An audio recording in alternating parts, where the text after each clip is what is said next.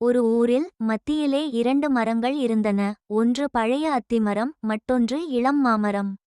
அவை இரண்டும் ஒரே நிலத்தில் பிறந்தாலும் குணம் வேறுபட்டது. அத்திமரம் அமைதியானது, மாமரம் சுறுசுறுப்பானது. காற்று வீசும் போதெல்லாம் இலைகள் உரசும்.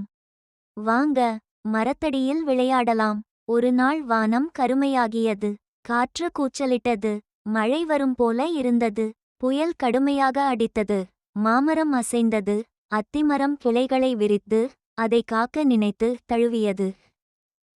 காலை வெளிச்சம், வானம் தெளிந்தது. மாமரம் நிம்மதியாக நின்றது. ஆனால் அத்திமரத்தின் சில கிளைகள் முறிந்து இருந்தது. அம்மா, பாருங்க, மரம் காயமாயிருக்கு. இது சாதாரண மரமல்ல.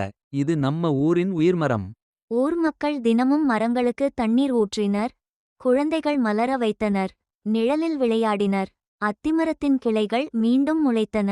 மாமரத்தின் பழங்கள் இனிமையடைந்தன. மரம் எதையும் பேசாது, ஆனால் எல்லாம் கற்பிக்கும். காற்று வீசும் போதெல்லாம் இவை இலைகளைச் சலசலத்தி பேசும் போல. நண்பர்கள் என்றால் நிழல் போலவே இருப்பார்கள்.